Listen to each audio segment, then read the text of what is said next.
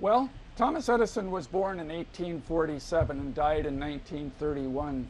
So he lived long enough not only to participate in most important U.S. events, but to be a very, of course, important participant given his development, inventions, manufacturing, and all the various things that he did. Edison was involved in not only the entertainment life of the nation through movies, but of course electrified the country, was good friends with the rich and famous as well as the common man.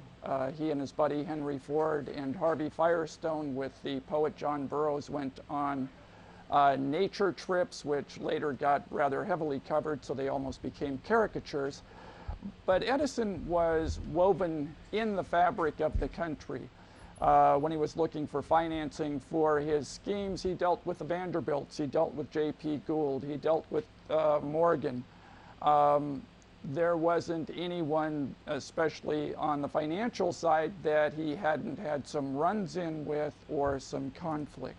Yet when we think of Edison, of course, we think about the great inventions, the over 1,000 patents, whether it be for movies or the light bulb, or motion pictures. While the biographies and the very good biographies by Paul Israel, Neil Baldwin, Josephson mention his later in life interests in money and the financial system of the U.S., they tend to be very, very small, off-the-cuff sort of references. And the story of Edison and the intense research he put into the monetary system of the early 1920s was a story that, while a few people may have known, the detail and the contacts and the subjects and the people he spoke to, either correspondence or in person, that story I don't think people know or appreciate what he had to say. And it's always interesting, of course, with these very famous people when we stumble across or we find, and also these famous people famous for being very smart, creative, inventive, hardworking, geniuses, 99% perspiration, 1% inspiration. When we find something out about them we don't know, we go, gee, I wonder if there's something in there that speaks to us today. Is it just something that applied perhaps to the 1920s? Or is there something in there that sheds light on our current situation? The interesting thing about the 20s is if I say 20s, all of you are going to think of the Roaring Twenties, the flappers, the speakeasies, the F. Scott Fitzgerald chronicled life of the growing wealth in the country post-World War I, and the liberation in a lot of sense from household drudgery with the invention of labor-saving machines to the liberation of people, a lot of the soldiers having gone to Europe, come back, and staying on the farm, figuratively speaking, is hard for them to do. But just after the war, the U.S. economy, Europe, of course, was in a shambles. The U.S. economy was facing the equivalent of what today we call a fiscal cliff. The U.S. government, which had expanded from about 3% of the nation's economy to about 25% in the war effort, was scaling back. And they were planning and put into place immediate cutbacks once the war finished. Immediate cutbacks to heavy federal spending on all sorts of projects.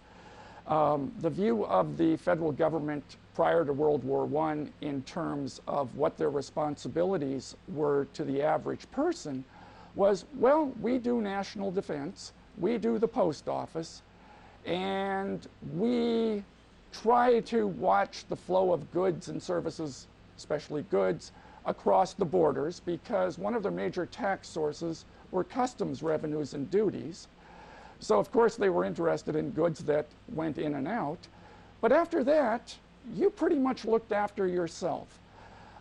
So if people thought about the federal government in terms of an economic engine, the way they would tend to think about their role and their role vis-a-vis the individual or even the state was, well, if we're on an ocean, if we're on a border, the federal government may have a presence. There's the post office in my daily life, and other than that, the federal government was really quite small. So following World War I, the attempt was to return the government. In fact, Harding's platform was a return to normalcy. The plan was to return the government, the federal government, back to its almost invisible role in the economy.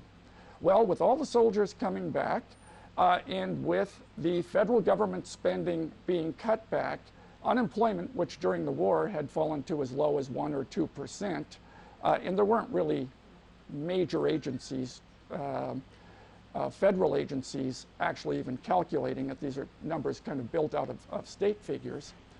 Unemployment, of course, had fallen to almost 0 during the war effort. Well, it ballooned to 12, 13, 14%. So in today's kind of frame, we'd say, well, what was the federal government doing? Well, they were typically doing just what they did before, which was nothing. If you were unemployed, you just hadn't moved far enough west. There were homestead acts that said you could go out and farm 160 acres. You just had to go find it. You'd be fully employed for the rest of your life and probably your kids' lives trying to carve a farm out of the countryside. And there was a lot of land available. But there was a new mover and shaker in the Harding administration, somebody that they had to keep their eye on, and that was Herbert Hoover. And Hoover had chosen to become the Secretary of Commerce, and he convinced Harding to strike a unemployment commission, brought together a lot of people to show that the federal government was interested in what was happening in the economy. That was the first evidence, even though we'd had large financial crises in the 1870s, in 1907. That was the first instance of the U.S. federal government even showing any interest in large-scale unemployment as a federal problem. They usually considered it to be a local, municipal, or state issue. So there are hints of what's going on today with the early 1920s and that recession, that large recession the country went into post-war, is something we kind of miss with all the roaring 20s, flappers, speakeasy view that we have of the decade. Well, what was happening with prices was that during the war there was a huge inflation. Prices virtually doubled from 1916 to 1920. And then there was a large deflation. Prices were cut in half. And what that did to the purchasing power of the dollar was swing it all over. It was totally unpredictable. As prices rose, the purchasing power of the dollar is falling. As prices fall, the purchasing power of the dollar is rising. And if you've taken out a loan when prices are going up, you've probably borrowed thinking prices will continue to go up, and the stuff you sell will be easy to sell and pay back the loan. And then subsequently, if it turns out the prices have fallen and you're having trouble selling your stuff, and you've got to lower your price to sell it, it's very hard to pay off that loan in those dollars that are harder to get. So farmers who during the war had rationally borrowed to expand their farms, take on bigger loans, were hit in the early 1920s with this deflation. They're defaulting on their loans. They're what we would say upside down or underwater on their loans. And their banks, which have extended these loans, are going broke. They're insolvent. They're going bankrupt. So that helps deepen the recession. And at that point, Henry Ford and Thomas Edison are talking, and Ford says, in this part, I'm just kind of extrapolating, says, you're a smart guy. Can you do something to help the farmer? And at that point, Edison said, I'll make an effort to study this money complex and try to invent or change the monetary system so that a dollar is a dollar. I'll try to cast what he said, the variable out of money, so that we can stabilize the purchasing power of a dollar. And when people make a deal in $1, it's the same deal a few years later in terms of dollars, so that the variable purchasing power of money doesn't create all this problem. Now, this issue was also tied in with a kind of interesting episode